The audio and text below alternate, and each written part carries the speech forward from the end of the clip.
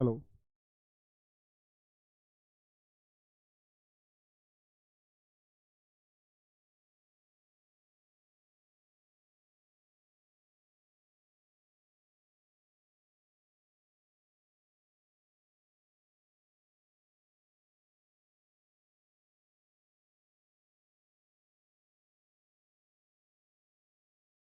जय हिंद दोस्तों, मैं नवीन शर्मा आप सभी का स्वागत करता हूं। आशा करता हूं आप सब एकदम अच्छे हैं, एकदम बेहतरीन हैं। एक बार सारे प्यारे दोस्त बताएंगे आप सब कैसे हैं।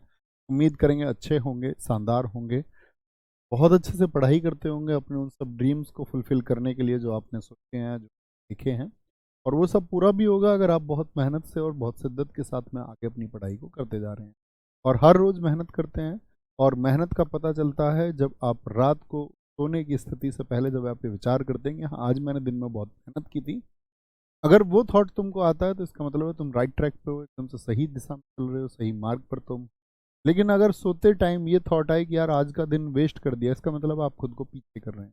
तो उस तरह के थॉट से हर रोज बचेंगे तो अपने आप दिन बेहतर होता जाएगा। हर दिन बेहतर होता जाएगा। तैयारी का हर एक पल आपका, हर एक पल बोलते हैं, हर एक दिन बेहतर करना चाहिए, तब आप कंपटीशन में सबसे आगे हो पाते हैं।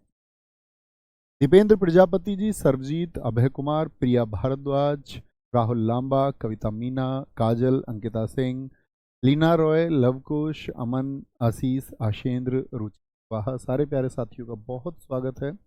आज दोस्त हम एक नया टॉपिक शुरू करने जा रहे हैं, क्लासिकल डांस, शास्त्रीय नृत्य। क्या शुरू करने जा रहे हैं? शास्त्रीय नृत्य। स्टैटिक जीके में हमको दो तरह के डांस पढ़ने होते हैं साथी। एक तो शास्त्रीय नृत्य पढ़ने होंगे, यानी कि हमको क्लासिकल डांस पढ़ने होंगे, ठीक है। एक तो हमको पढ़ने होंगे क्लासिकल डांस पढ़ने होंगे, और एक हमको पढ़ने होते हैं लोक नृत्य, ठीक है? लोक नृत्य यानी कि हमको फॉक डांस पढ़ने होंगे, फॉक डांस, ठीक है। फॉक डांस पढ़ने होंगे। और दोनों ही टॉपिक कितने इंपॉर्टेंस रखते हैं एसएससी के एग्जाम में, ये बताने में या आप लोगों को पहले से पता होना चाहिए कि बहुत इंपॉर्टेंट टॉपिक। शास्त्रीय नृत्य से क्वेश्चन पूछे जाते हैं, इसको हम दो क्लासेस में कर रहे होंगे। लोक नृत्य एक बड़ा टॉपिक होगा, इसमें शायद आपकी 4 कक्षाएं लगेंगी। हमारा टॉपिक हम शुरू कर रहे हैं, दो क्लासेस में इसको हम खत्म कर लेंगे। आज शास्त्रीय नृत्य के बारे में हम जानेंगे। देखो, एक डांस तो वो है जो तुमने डीजे कर लिया, कि जैसा नाचना था वैसे नाच लिए, नागिन डांस जैसा करना था कर लिया।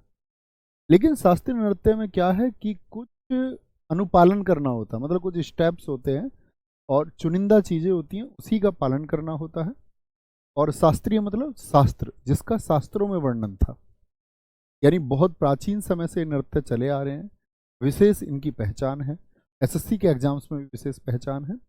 इसमें आज शास्त्रीय नृत्य के बारे में जितनी भी हम इंफॉर्मेशन लेंगे उसमें कोई ट्रिक्स नहीं होंगी, प्लीज़ पहली बात तो ये ध्यान रख लें।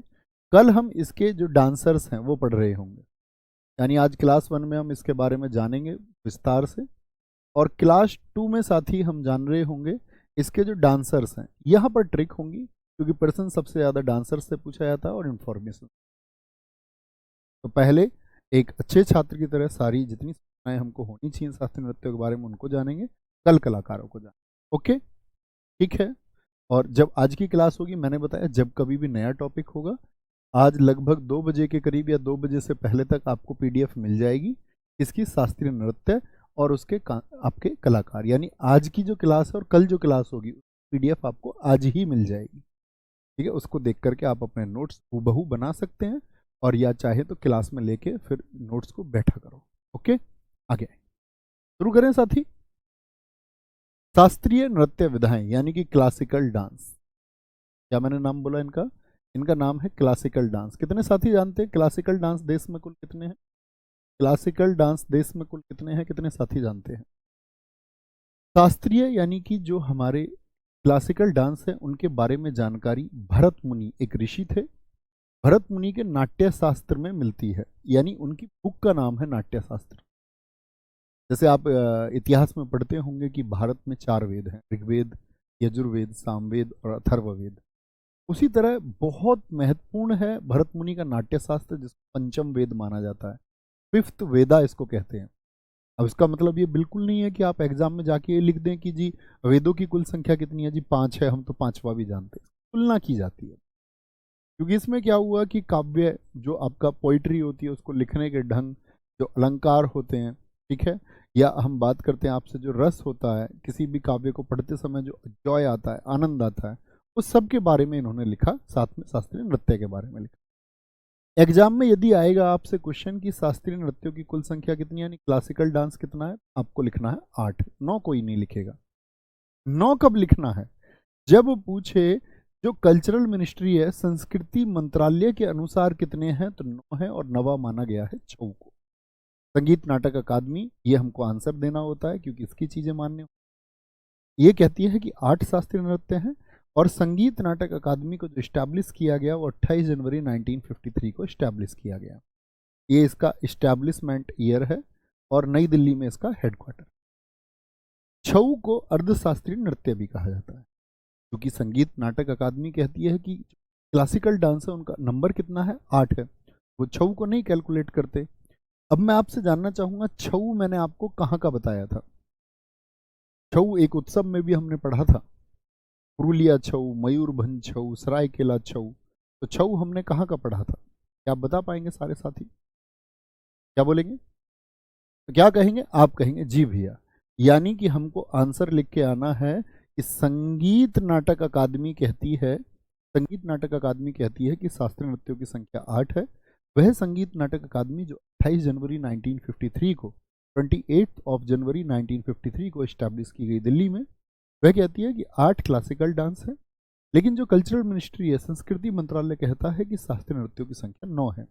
और नवा किसको मानते हैं? छऊ को मानते हैं। इस सब के बारे में जानकारी हमको कहाँ से मिलती है? वो हमको भरत मुनि नाम के एक ऋषि थे, उन्होंने बुक लिखी थी नाट्य शास्त्र।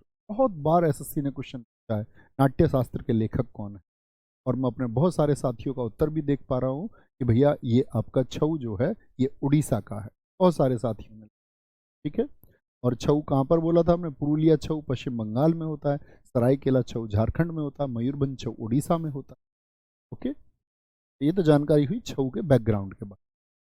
अब आगे आपके सामने ये 9 कौन कौन से देखेंगे। तो पहला है भरतनाट्यम। किस स्टेट से उसका संबंध है? बहुत बार क्वेश्चन पूछा जाता है, ये मोस्ट इंपोर्टेंट स्लाइड है, इससे डायरेक्टली क्वेश्चन बनता है।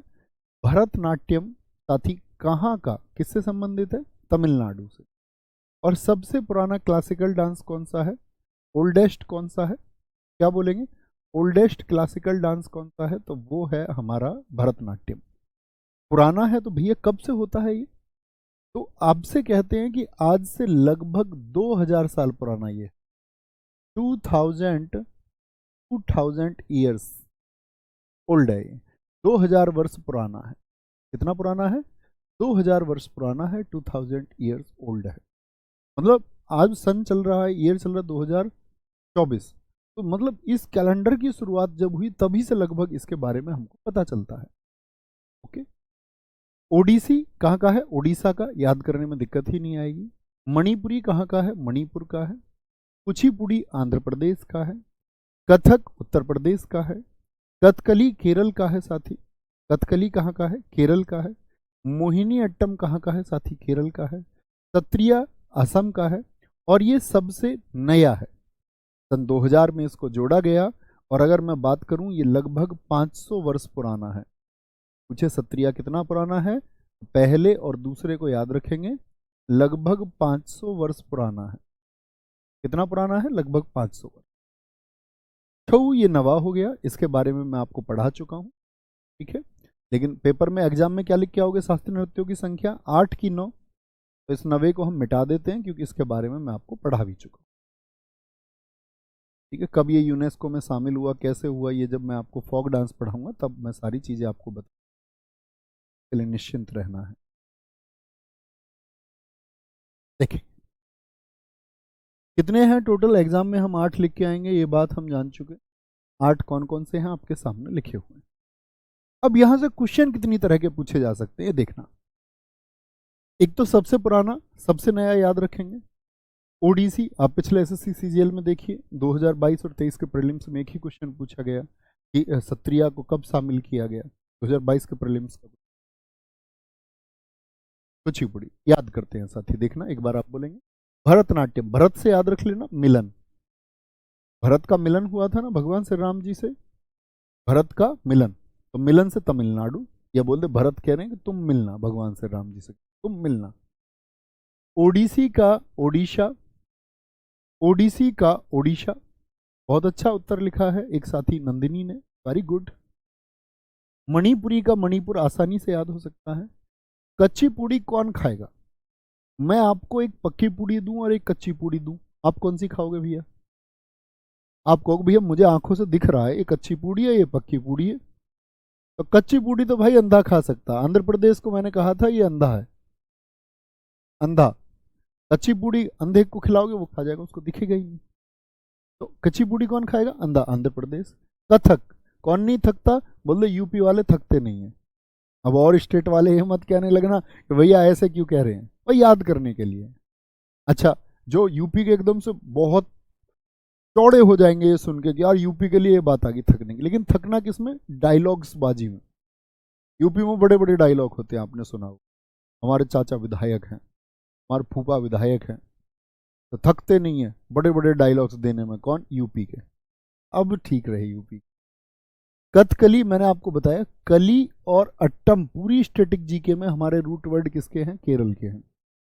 ये मैंने पीछे भी आपको याद कराए थे, कौन कौन से? कली और अट्टम, कली और अट्टम हमेशा याद रखें।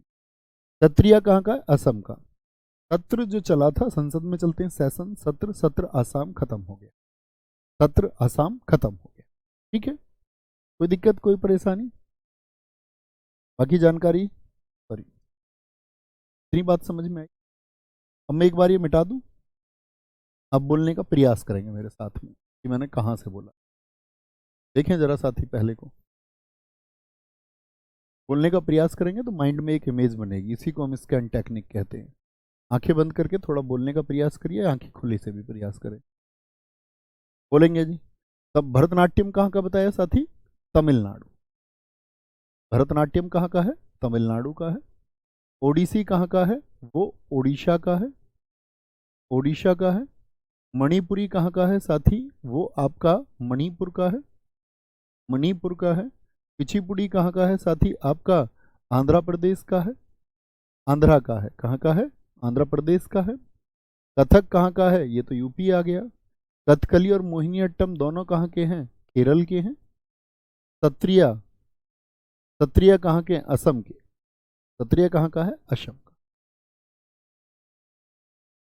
अब ध्यान से स्लाइड को देखिए, क्वेश्चन पूछा जाएगा आपसे, ऐसा कौन सा राज्य है या ऐसा कौन सा स्टेट है जिसके दो क्लासिकल डांस हैं? ऐसा कौन सा स्टेट है जिसके दो क्लासिकल डांस? आप बड़ी आसानी से उत्तर दे सकते हैं, केरल के हैं, केरल के। अच्छा, मैंने आपसे कहा था एक बात कि आपके पास में मैप होना चाहिए सबके, हर किसी की बेंच पर मैप होना चाहिए, कॉपी में या सामने दीवार वॉल पर लगा रहना चाहिए। अब अगले स्टेप पर चलते हैं। अब के जो मॉडिफाइड आपके साथी पूछे जाते हैं क्वेश्चंस, वो अगर मैं बात करूं आपसे, उनके पूछे जाने का, उनके पूछे जाने का साथी अगर हम बात करते हैं, उनके पूछे जाने का क्या, उनके पूछे जाने का साथी आपका क्या और स्तर रह सकता है और क्या पूछ सकता है? इतनी बात में कोई, एक बार सबको फिर से मिटाते हैं, एक बार सबको फिर से मिटाते हैं और एक मैपिंग करते हैं। उस मैपिंग के माध्यम से हम और क्वेश्चनों को हमेशा याद रख पाएंगे। मुझे ये बताइए आप लोग कि जो भरतनाट्यम है वो तमिलनाडु में होता है। कहाँ पर होता है? तमिलनाडु में। तमिलनाडु मुझे बताइए भारत में किधर स्थित है? नॉर्थ की साउथ? तो आप कहेंगे भैया ये वाला जो हिस्सा है ये तमिलनाडु का है, ये क्या है? ये तमिलनाडु है। यानी तमिलनाडु को मैं कह सकता हूं कि ये जो भरतनाट्यम यहाँ पर होता है, भरतनाट्यम, ये साउथ में होता है कि नॉर्थ में? तो हमने ये तो जान लिया कि भरतनाट्यम दक्षिण का है। कहाँ का है? साउथ का। अब भी लिख लेना आगे अपने में एस, साउथ। ओडिसी किधर का है? ओडिसी, उड़ीसा की दिशा किधर है? तो आप कहेंगे भैया उड़ीसा इधर पड़ता है। ये हो गया आपका ओडिसी, ओडिसी। आप भी एक मैप बनाए अपने कॉपी पर। मणिपुरी किधर का है भैया? मणिपुर हमारा नॉर्थ ईस्ट का है। इधर क्या है? इधर मणिपुरी, मणिपुरी, ठीक है। अच्छा जी, फिर आता है कुचिपुड़ी, यानी ओडिसी किधर पड़ा आपका? साउथ ईस्ट में। अभी पूछा गया सीपीओ में, ओडिसी नृत्य भारत की किस दिशा में होता है? तो क्या बोलेंगे? साउथ ईस्ट का हो गया।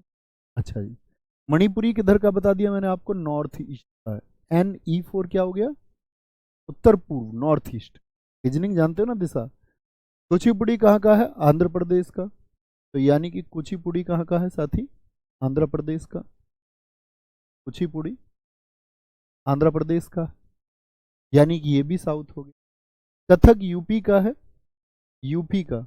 ये कहा क्या है यहाँ पर? कथक। और यूपी का कथक, यानी कि यहाँ नहीं लिखते इसको, फिर जगह नहीं बची। कथक कहाँ का है साथी आपका? कथक है यूपी का। कथक भी कई बार इसको बोल। ये किधर का हो गया? नॉर्थ का हो गया। कथकली और मोहिनी अट्टम दोनों कहाँ के हैं? केरल के। तो केरल के, यानी कि इस साइड में आपका कौन कौन से हो गए? कथकली, और साथ ही आपका कौन सा हो गया? एक मोहिनी अट्टम। मोहिनी अट्टम, इनको कौन सी डायरेक्शन हम देंगे बताना जरा, दोनों को? साउथ इंडिया में कि नॉर्थ इंडिया में? तो आप कहेंगे दोनों भी साउथ में हो। सत्रिया कहाँ का है? असम का। असम किधर पड़ता है? नॉर्थ ईस्ट में। क्या बोलेंगे? इधर आपका ये सत्रिया हो गया। इस तरह से ये हमारे 8 है।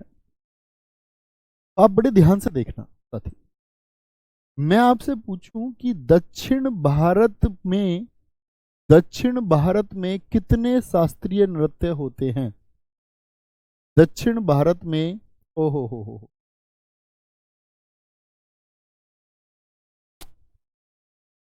कोई नहीं, फिर से लिख लेते हैं।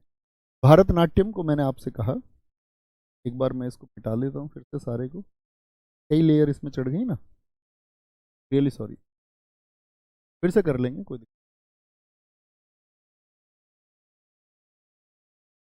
यहाँ देखिए, मैंने आपको अभी क्या बताया था यहाँ पर कि केरला में आपका कथकली, कथकली और आपका मोहिनी अट्टम, मोहिनी अट्टम, ठीक है साथी। 3 3 6, क्या बोलेंगे? 2 3 5 2 7 1 8। भरतनाट्यम किधर था? फिर से बोले, अच्छी बात है, प्रैक्टिस होगी। South east. साउथ ईस्ट में आपका ओडिसी। मणिपुरी किधर है? North east. कुचिपुड़ी किधर है? साउथ में। क्या आपका कथक किधर? नॉर्थ में। कथकली साउथ में, मोहिनीअट्टम साउथ में, और आपका सत्रिया किधर है? North east. तो मुझे बताओ साउथ के कितने हैं? सारे दोस्तों ने उत्तर दिया 4। एक तो ये रहा भरतनाट्यम, कुचिपुड़ी, कथकली और मोहिनीअट्टम। तो साउथ में कितने हैं? साउथ में भैया 4 क्लासिकल डांस हैं। अच्छा मुझे बताओ नॉर्थ ईस्ट में, उत्तर पूर्व भारत में कौन कौन से हैं? मणिपुरी है और सत्रिया है। तो नॉर्थ ईस्ट के कितने हो गए साथी? नॉर्थ ईस्ट के हो गए 2। अच्छा साउथ ईस्ट का कितना है साथी? आपका साउथ ईस्ट का ओडिसी है सिर्फ एक, उसकी संख्या 1 है। और नॉर्थ का साथी कितना है? नॉर्थ में आप कहेंगे 1 है। नॉर्थ में क्या है? 1 है। ऐसे हम इसको देखते हैं, ये साउथ हो गया, ये नॉर्थ हो गया, ये ईस्ट हो गया, ये वेस्ट। तो मुझे नहीं लगता किसी भी साथी को कोई दिक्कत आती हो। आई डोंट थिंक कोई दिक्कत। तो क्या बोलेंगे? साउथ में हो गया। अभी ऐसा तो नहीं है कोई बुद्धू बच्चा जो बोले जी साउथ को दक्षिण तो बताओ। ऐसे बुद्धुओं का कहीं नंबर नहीं है दूर दूर तक भी, याद रख लेना। एक कह रहा जी साउथ को हिंदी में बता दो। दक्षिण है, दक्षिण पूर्व है, उत्तर पूर्व है, दक्षिण है, उत्तर है, दक्षिण है, दक्षिण दक्षिण, ये आपका उत्तर पूर्व। इतने बुद्धू रहेंगे, इतने बुद्धू रहेंगे तो कैसे काम चलेगा? दिशाओं के नाम तो याद होने चाहिए। अच्छा अब क्वेश्चन क्या बन सकता है? तो हम लॉजिकली सोचेंगे कि 4 से क्वेश्चन नहीं पूछेगा, तो पूछ भी सकता है पूछने को, लेकिन सबसे ज्यादा प्रश्न पूछा जाता है ऐसा कौन सा शास्त्रीय नृत्य है जो उत्तर भारत में आयोजित होता है? सारे दोस्त बताएंगे ऐसा, ऐसा कौन सा, बताएंगे फटाफट से, कौन सा क्लासिकल डांस है जो उत्तर भारत में आयोजित होता है? छऊ की साथ ही बात ही नहीं करनी हमको। सर आपने ये फिंगर टिप करवा रखे हैं पहले से, कविता मीना जी बहुत शानदार है, आपका विजन चल रहा होगा, बड़ी अच्छी बात है। ठीक है, तो अब तक क्या होता था कि ओडिसी को हम मानते थे किसमें, साउथ में, लेकिन इस बार एसएससी सीपीओ ने पूछ लिया उसका डायरेक्शन भी साउथ ईस्ट ही दे दिया, तो साउथ ईस्ट फिर हमको चुनना होगा क्योंकि वो है भी साउथ ईस्ट। तो इस तरह के प्रश्नों को, ये बेसिक क्वेश्चन है जो बन सकते हैं, तो आपके माइंड में साथी ये हमेशा होना चाहिए। कभी ऐसा ना हो कि आप कोई गलती करें,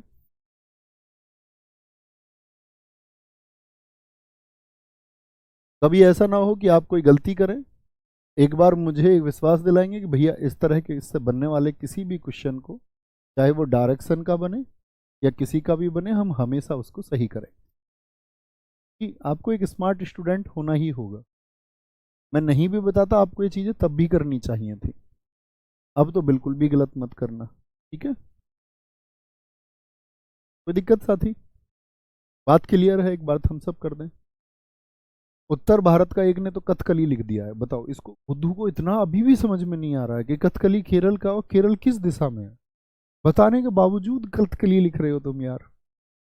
बाकी सब कथक लिख रहे, एक ने कथकली लिखा, एक देखो ये कविता मणिपुरी लिख रही है।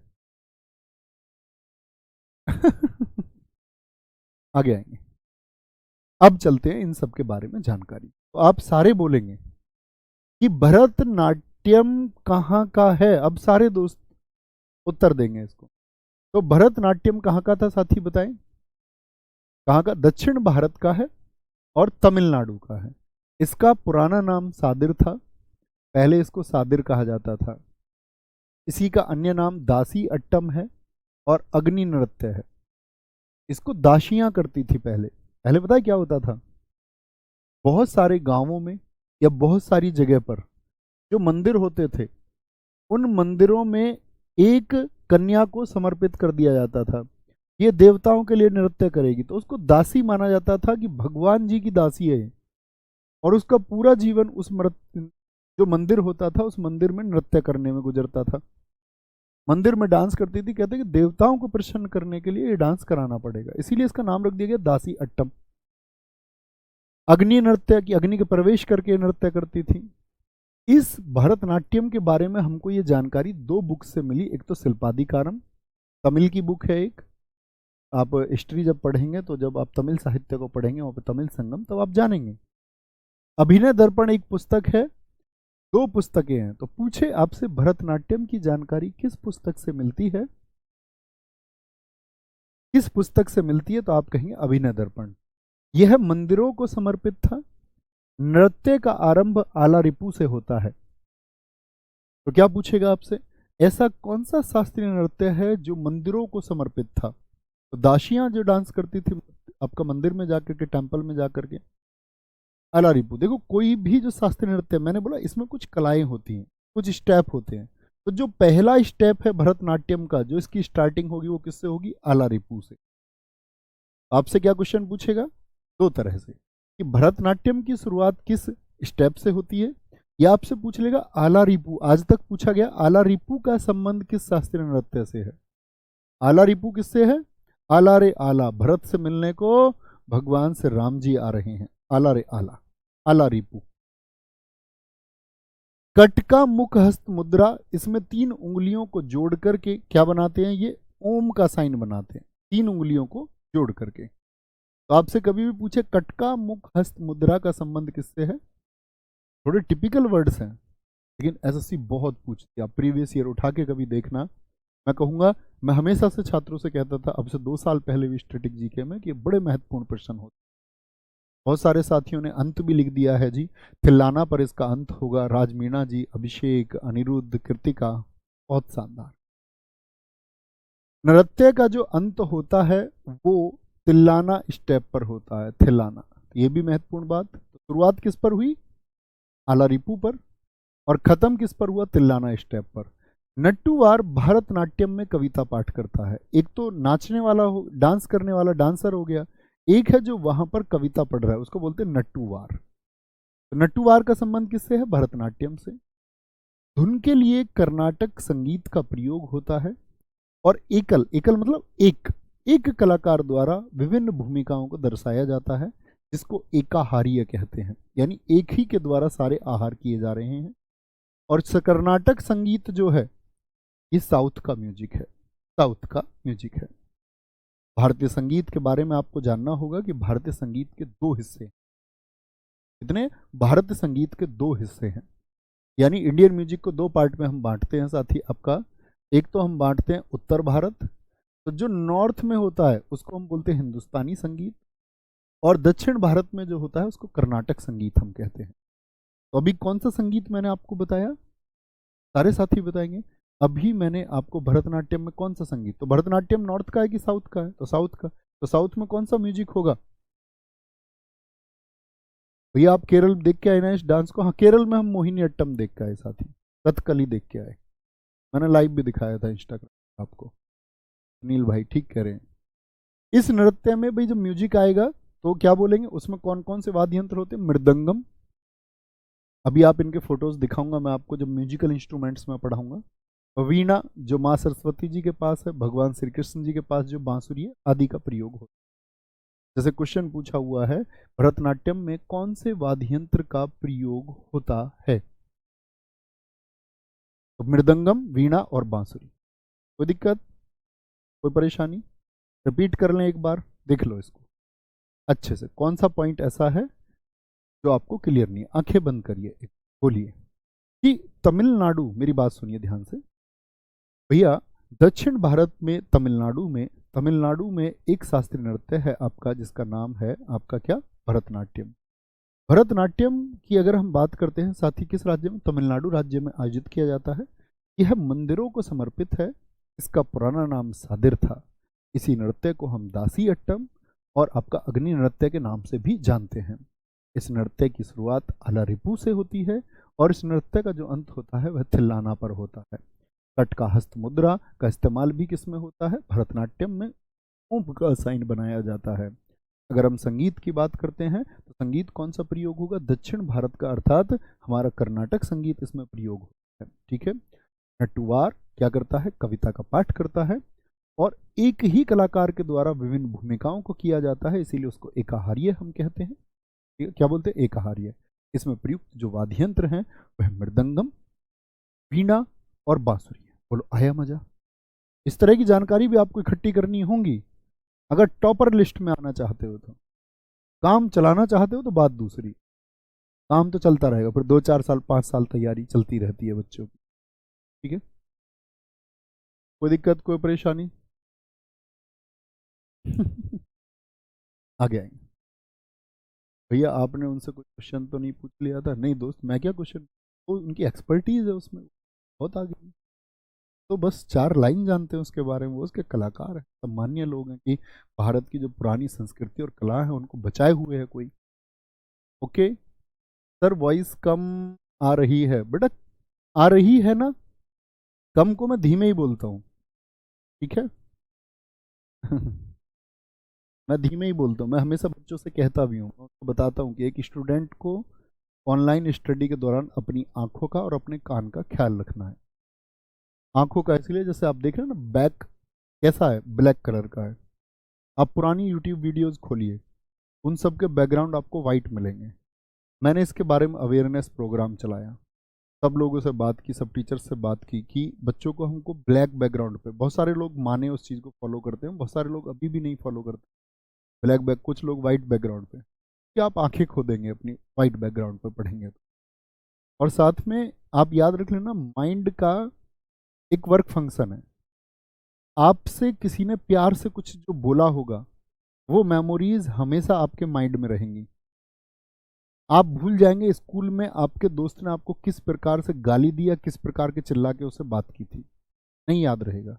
क्योंकि मस्तिष्क की मेमोरी का ये सिद्धांत है कि जो बहुत तेज आवाजें उससे टकराती हैं वो रिफ्लेक्ट होकर वापस चले जाती है एक टाइम के साथ। तो बहुत अधिक चिल्लाने की अवस्था में ना तो अध्यापक को पढ़ाना चाहिए और ना किसी को पढ़ना चाहिए।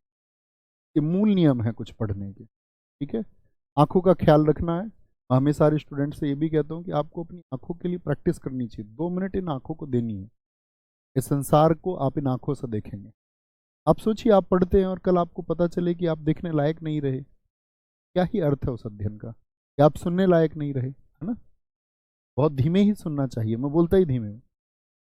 ओडिसी कहाँ का है साथी, बोले सारे दोस्त। उड़ीसा का है। कि भगवान कृष्ण से संबंध है इसका। यह त्रिभंग मुद्रा में किया जाता है। त्रिभंग मुद्रा किसकी है? ओडिसी की। इसे ओरिली भी कहा जाता है, तो ओरिली। इसकी शुरुआत किससे होती है? मंगलाचरण। और अंत किस पर होता है साथी? मोक्ष पर। अब याद करिए उसको क्या बताया था मैंने, अब एकदम से याद आएगा। तमिलनाडु। तमिलनाडु का जो भरतनाट्यम है उसकी शुरुआत आलारिपू पर, उसका अंत किस पर हुआ? थिल्लाना पर। इसकी शुरुआत मंगलाचरण से। तो मंगलाचरण का संबंध किस शास्त्रीय नृत्य से है? और मोक्ष का संबंध किस शास्त्रीय नृत्य से है? मंगलाचरण यानी पृथ्वी माता को पुष्प अर्पित किया जाता है शुरुआत में, और मोक्ष जो अंतिम होता है उसमें थरिजम डांस होता है, एक ओडिसी का ही भाग है। तो कभी भी पूछे थारिजम जो डांस है उसका संबंध किससे है? थारिजम का तो हम बोलेंगे भैया ओडिसी से। ठीक है। कह रहे भैया इसीलिए लोग कॉल पर धीरे धीरे बात करते हैं। हाँ, तो प्रेम की बातें ध्यान रहती हैं, शब्द भी ध्यान रह जाते हैं, तेज आवाजें ध्यान नहीं रहती है। बोला करो, कोई तेज बोले तो सर नहीं, तेज नहीं, धीमे। धीमे के पक्ष में आपको होना चाहिए कि आपको आवाज भर आए और आप सुन। नृत्य के उदाहरण, इस डांस के बारे में जानकारी जैसे हमको आपका भरतनाट्यम के बारे में 2 पुस्तकों से मिली। उदयगिरी और खंडगिरी की गुफाएं हैं। ये गुफाएं कहाँ पर हैं? आपका ये गुफाएं हैं उड़ीसा में। गुफाओं से भी क्वेश्चन पूछता है एसएससी, तो वहां से इनके बारे में प्रमाण मिलता है। मुख्यतः वहां की जो महारी जनजाति है उसके द्वारा ये किया जाता है। नृत्यांगनाएं शरीर से जटिल ज्यामितीय पैटर्न बनाती हैं। इसे सचल मूर्ति कहा जाता है, जैसा कि फोटो में भी हमने दिखाया आपको। ज्यामितीय पैटर्न कौन सा है? जो उन्होंने बना रखा है। ठीक है, एक ज्यामितीय पैटर्न बनाती है, उसको सचल मूर्ति कहा जाता है। यह नृत्य जल तत्व का प्रतीक है। प्रयोग वाद्य यंत्र इसमें होते हैं मंजीरा, पखावज होता है ढोलक के जैसा ही, और ढोल और सितार प्रयोग होता है। ठीक है, देखेंगे। तो क्या क्या मैंने आपको बताया। ओडिसी नृत्य का संबंध जो है वो भगवान श्री कृष्ण से है। इसके लिए कौन सी मुद्रा इस्तेमाल होती है? तो त्रिभंग मुद्रा आप याद रखेंगे। और एक जो विशेष प्रकार का ज्यामितीय पैटर्न बनता है उसको हम क्या बोलते हैं? सचल मूर्ति कहते हैं। इसकी शुरुआत साथ ही मंगलाचरण से होती है, अंत इसका मोक्ष पर होता है। और जब मोक्ष को परफॉर्म किया जाता है, प्रदर्शित किया जाता है, तो थारिजम डांस भी किया जाता है। इसी को हम ओरिली भी कहते हैं। ठीक है, और क्या बताया मैंने, किसके द्वारा होता है ये आपका मुख्यतः महारी जनजाति के द्वारा किया जाता है। इसके बारे में जो एविडेंस मिलते हैं, साक्ष्य मिलते हैं, वो उदयगिरी की और या खंडगिरी की जो गुफाएं हैं उसमें इनके बारे में जानकारी मिली है कि इस तरह का नृत्य किया जाता था। वहां पर कुछ लेख मिले हैं। ठीक है, केव्स में, जिसको केव एडिक्ट हम बोलते हैं, गुफाओं पर लिखा मिला है इसके बारे में। जो आपका वाद्य यंत्र है इसमें सितार भी इस्तेमाल होता है, आपका पखावज भी इस्तेमाल होता है, मंजीरा भी इस्तेमाल होता है, ढोर भी इस्तेमाल होता है। ठीक है, बहुत जरूरी है। आगे आइए, मणिपुरी बताएं जी, मणिपुरी कहाँ का है?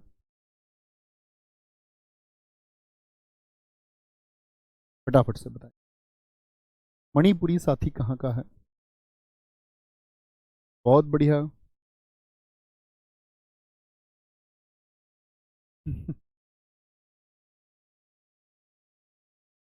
सर पहले आप शास्त्रीय नृत्य के नर्तक भी पढ़ाएंगे उनको, कल की कक्षा में हम करेंगे। आपने शायद शुरुआत से क्लास नहीं की, स्नेहा गुड़िया, आपको शुरू से पढ़ना चाहिए, पूरी क्लास किया करो। शुरुआत में ही बताता हूँ कि हम क्या पढ़ेंगे इस टॉपिक। मणिपुरी किससे है? ये भगवान विष्णु जी से संबंधित है। ओडिसी किससे था? भगवान श्री कृष्ण से संबंध था उसका। भगवान श्री कृष्ण के बाल्यकाल की कहानियां इसमें भी समझाई जाती हैं, मणिपुरी में भी, और किसमें? ओडिसी में भी। इसके 3 प्रमुख शैली हैं। लाई हरोबा मोस्ट इंपोर्टेंट, मुझे नहीं लगता एसएससी का कोई भी शिफ्ट खाली रहा हो। शिफ्ट से मतलब एग्जाम। संकीर्तन और रासलीला, 3 तरह की परफॉर्मेंस होती।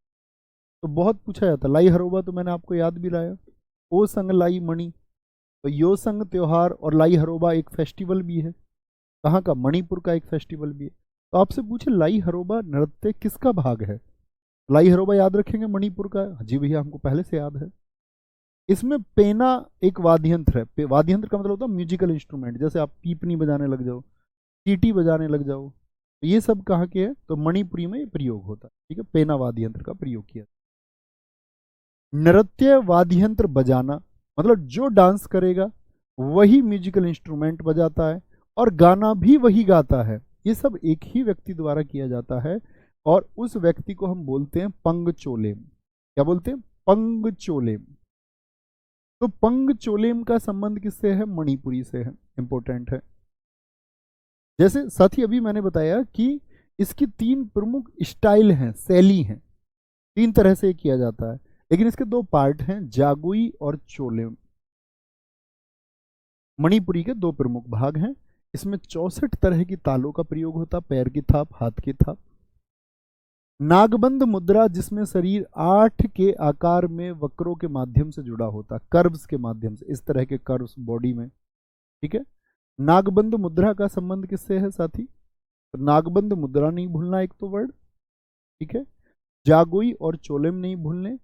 कि चोलेम वर्ड मैं कहता हूँ कि बीएसएफ, पैरामिलिट्री फोर्सेस से लेकर के एमटीएस, सीएचएसएल, सीपीओ, सीजीएल, हर एक एग्जाम में क्वेश्चन और कई कई बार पूछा गया है। सुनील जी ने लिखा है, सर जी झावेरी बहनें मणिपुरी से रिलेटेड है ना? जी हाँ, हम झावेरी सिस्टर्स के बारे में पढ़ेंगे कल की कक्षा में साथी। वो 4 बहनें हैं, दर्शना, नैना, रंजना, सुवर्णा। चारों बहनों के नाम है और चारों ने देश का नाम ऊंचा किया है।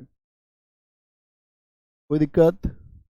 सर जी डीएसएसबी का एग्जाम कब तक होगा? बेटा यहाँ क्लास में सिर्फ क्लास की बातें करनी है, इस पे फोकस करना है। एग्जाम कब होगा? वो होगा ही। अगर आपके अंदर दम होगा तो आप वो पेपर निकाल ही लेंगे, और पेपर जब होगा तब होगा ही। उन चिंताओं में फंसना ही नहीं है।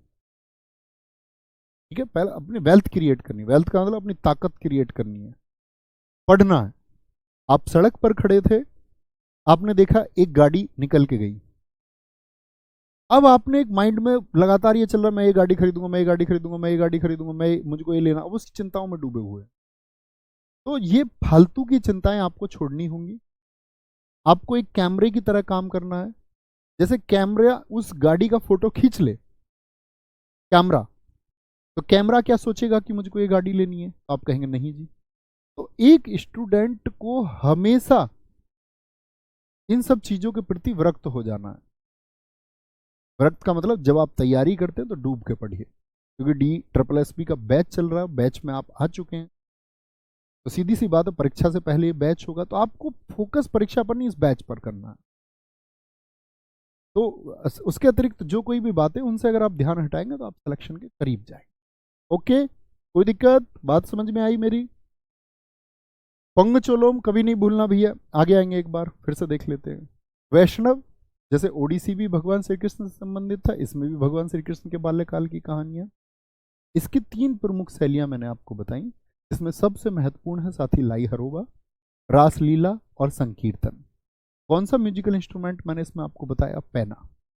मैंने कहा कि इसमें गाना गाना, नृत्य करना और साथ में आपका म्यूजिक भी देना एक ही व्यक्ति के द्वारा किया जाता है, उसको पुंगचोलम कहते हैं। जो हमारा 3 शैली मैंने आपको बताई, लाई हरोबा, संकीर्तन, रासलीला, मैंने बताया कि इसके 2 भाग भी हैं मणिपुरी के। 2 भाग कौन कौन से हैं? संकीर्तन बोलेंगे, और आपका संकीर्तन, रासलीला और लाई हरोबा, ये तो हुए इसकी 3 शैली। 2 भाग कौन कौन से हैं इसके साथ ही बोलेंगे? तो 2 भाग है, जागुई और चोले, 64 ताल और नागबंद मुद्रा। चौथा बताएंगे भैया, कुचिपुड़ी कहाँ का बताया था मैंने? साउथ का कि नॉर्थ? बोलेंगे साउथ का कि नॉर्थ का? बताएंगे सारे दोस्त। Very good, very good. गुरुजी त्रिभंग मुद्रा करके दिखाइए। भाई साहब, मैं इतना बड़ा डांस का एक्सपर्ट होता तो मैं उसमें शास्त्रीय नृत्य ही कर रहा होता। मेरा काम पढ़ाने का, मैं एक टीचर हूँ, मैं आपको स्टेप थोड़ी करके दिखा सकता हूँ कि आप कहेंगे भैया ये ओरिली का स्टेप बनाइए, 64 तालों का प्रयोग करके दिखाइए। ये दर्शाएगा सिर्फ और सिर्फ इस तरह की बातें आप करते हैं कि आप एक बुद्धू छात्र हैं। बुद्धू छात्र समझते हैं? चलो, कुचिपुड़ी, क्या बोलेंगे? कुचिपुड़ी आंध्र प्रदेश के कृष्णा जिले के एक गांव कुचेलापुरम के नाम पर इसको रखा गया। तो अभी पूछा गया था आपका, पिछले एसएससी सीजीएल 2022 के प्रीलिम्स को आप देखेंगे कि आज जो नहीं, सॉरी, एसएससी सीजीएल प्रीलिम्स में नहीं पूछा गया, सॉरी, ये पूछा गया था Delhi police head constable ministerial, जो एडब्ल्यूओ वाला, दोनों में सेम क्वेश्चन पूछा गया था कि कुचिपुड़ी का जन्म आंध्र प्रदेश के किस जिले से हुआ। यह भाषण यानी कि जो कलाकार अपने मुख से शब्द निकाल रहा है और डांस कर रहा है उन दोनों को जोड़ता है। भागवत पुराण को आधार माना जाता है। पीतल की तस्तरी में पैर रख के इस नृत्य को किया जाता है। तो पीतल की तस्तरी किस नृत्य में प्रयोग होती है? तो क्या बोलेंगे भैया? कुचिपुड़ी में प्रयोग होती है।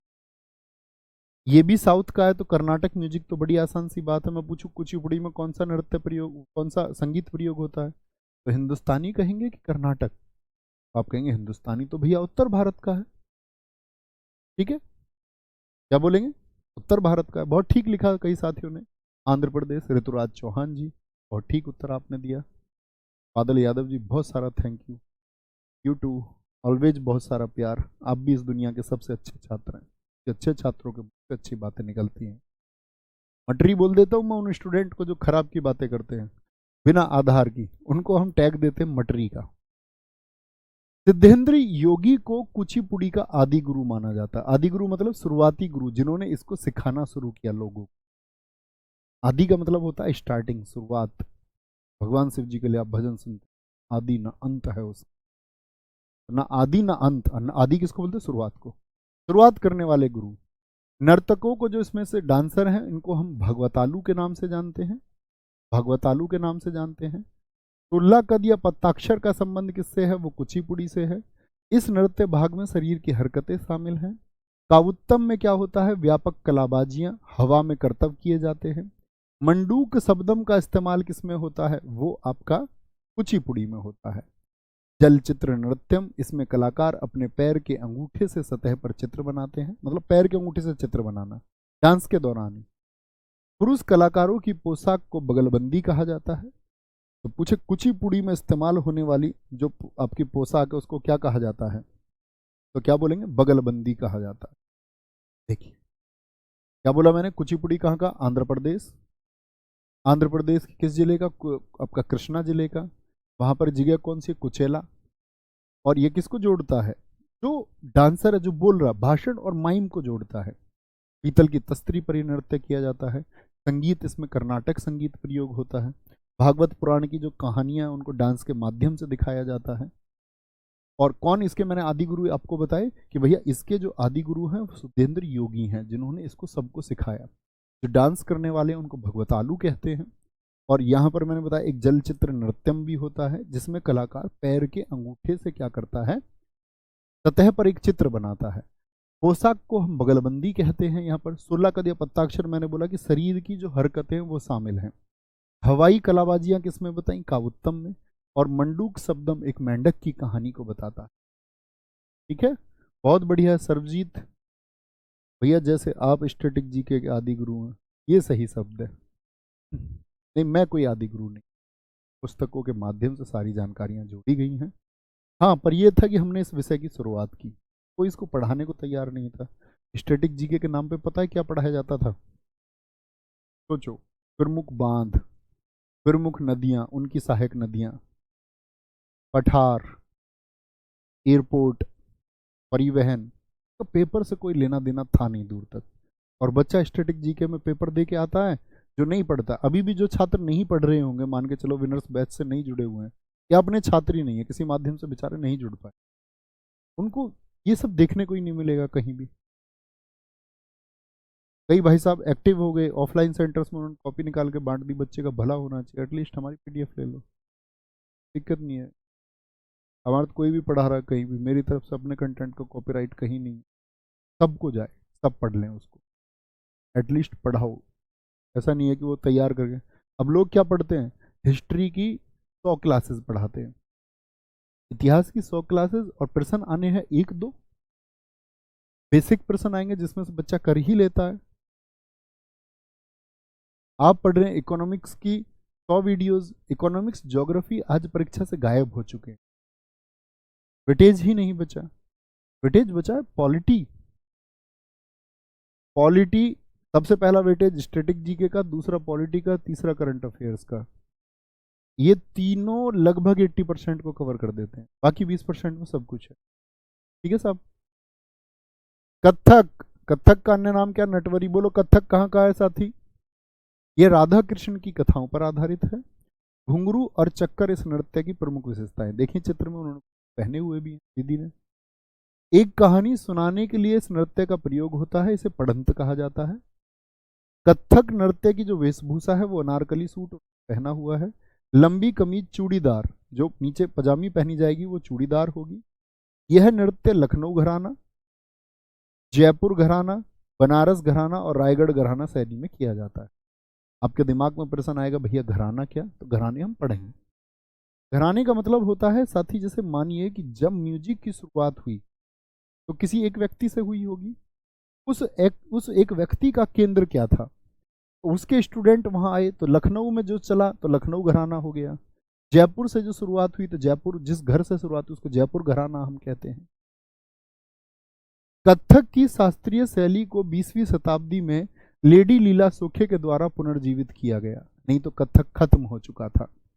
तो कथक को रिवाइव किसने किया है, क्या बोलोगे? कथक को भैया किसने रिवाइव किया है? तो लेडी लीला सोखे ने, लेडी लीला सोखे ने, लेडी लीला सोखे ने, लेडी लीला सोखे। तो कथक के बारे में महत्वपूर्ण चीज, एक तो ये उत्तर का अकेला शास्त्रीय नृत्य है, नॉर्थ का अकेला है बेचारा, एकला चलो रे, अकेला है। ये राधा कृष्ण की कथाओं पर आधारित है। घुंघरू और चक्कर, ये मैंने आपको बता दिया, महत्वपूर्ण चीज नहीं है।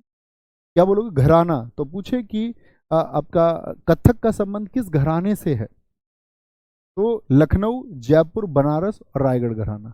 इस तरह का प्रश्न नहीं पूछता, प्रश्न हमेशा पूछता है क्योंकि घराने ज्यादा है, तो पूछा कथक का संबंध किस घराने से नहीं है, और इसके अलावा अन्य नाम दे देगा, कोई अन्य नाम दे। ठीक है, शिवम कुमार जी बहुत धन्यवाद मेरे साथी। कथकली, और कथकली केरल का है, और कौन सा था केरल का दूसरा बताएंगे? कथकली विशेषतः पुरुषों के द्वारा किया जाता है, हालांकि अब तो महिलाएं भी इसको करने लग गई हैं। रामायण महाभारत की कहानियों का नृत्य इसमें किया जाता है। हम ये देख के आए थे कथकली जब हम केरल गए। इसमें जो हीरो होता है नायक, उसको पाचा बोलते हैं। एक खलनायक आता है, खलनायक, जिन साथियों ने मेरी वो वीडियो देखी होगी वो जाने होंगे वो कैसे आके उससे लड़ता है। तो खलनायक है जो इससे आके लड़ता है। ठीक है, इसको कथी कहते हैं, कथी मतलब जो हमने देखा तो पहले ये आता है, और इसको दो स्त्रियां फिर रिझाती हैं। तो ये किसी एक की तरफ चला जाता है तो दूसरी वाली नाराज होती है, दूसरी की तरफ चला जाता है तो पहली वाली नाराज होती है। इस तरह की चीज़ों में फिर ये दोनों को मनाता है, उसमें दोनों को खुश करता है कुछ कुछ गिफ्ट करके। और फिर एक विलेन आता है, ठीक है, विलेन की एंट्री होती है, और उसमें बहुत सारी कथाएं, जैसे हमारे समय हमारे वहाँ पर देखा गया था जब हम इसको देख रहे थे, तो जो दुशासन है, तो दुशासन के वध की कथा को दिखाया था वहाँ पर महाभारत की। खलनायक, इसमें चेहरे का हाव भाव का प्रदर्शन किया जाता है, चेहरे से करता है सब कुछ, आंख वाँखों से, ऐसे आंखें मटका करके, मुंह मटका करके सारा डांस करता है। तो बड़ा इंपॉर्टेंट क्वेश्चन है कि कौन सा नृत्य इसमें चेहरे का हाव भाव प्रदर्शित किया जाता है। और ये एक थिएटर में होता है, मतलब आगे यहाँ पर स्टेज होती है और यहाँ पर ये दर्शक बैठे रहते हैं ऐसे, ये शायद आपने भी देखा होगा, ऐसे फिर चेयर्स होती हैं। तो ये जो जगह है इसको बोलते हैं थिएटर, ये कुट्टम पालम है, बहुत इंपॉर्टेंट है। कथकली का थिएटर क्या कहलाता है? कुट्टम पालम। कथकली में 24 मुद्राएं होती हैं। म्यूजिक इंस्ट्रूमेंट जो है इसमें इडक्का, चिंदा और मडालाम का प्रयोग होता है। जो साथी में महत्वपूर्ण मार्क कर रहा हूँ उस पर विशेष ध्यान देना है हमेशा। कथकली आकाश तत्व का प्रतीक है। कथकली गीतों के लिए प्रयुक्त भाषा मणि प्रवलम अर्थात मलयालम, कि भाई केरल की भाषा क्या है? मणि प्रवलम, तो मलयालम और संस्कृत का मिश्रण। गीतों के शब्दों को अट्ट कथा कहा जाता है। तो आपसे कभी भी पूछेगा अट्ट कथा का संबंध किससे है, तो आप क्या कहेंगे साथी? अट्ट कथा का, तो आप कहेंगे कथकली से है भैया, कथकली से। मणि प्रवलम का संबंध किससे है? कथकली से है। ठीक है, और आपका कथकली किस तत्व का प्रतीक है? आकाश तत्व का। इडक्का, चंदा, मडालाम का प्रयोग होता है। इसमें जो नायक है वो पाचा होता है, खलनायक को कथी कहते हैं। रामायण महाभारत की कहानियां इसके आधार हैं। ठीक है, और नाट्य स्थान कुट्टम पालम कहलाता है। कुट्टम पालम। चेहरे का भाव दिखाइए सर, सविता जी कह रही हैं। सविता बच्चे बोर्ड पे फोकस करना है, अतिरिक्त बातों पे नहीं।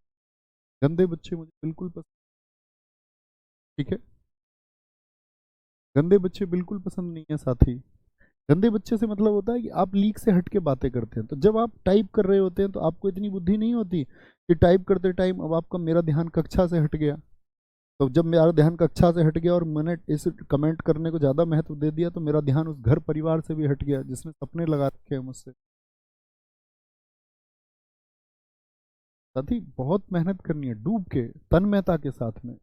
ऐसी मेहनत करो कोई और ना कर पाए, तब तुम टॉप पर रहोगे। नहीं तो कोई भी रिप्लेस कर देगा तुमको, 2 दिन में कर देगा कोई, 1 महीने में कर देगा। ठीक है, टॉप पे बने रहना, निरंतर मेहनत करनी है।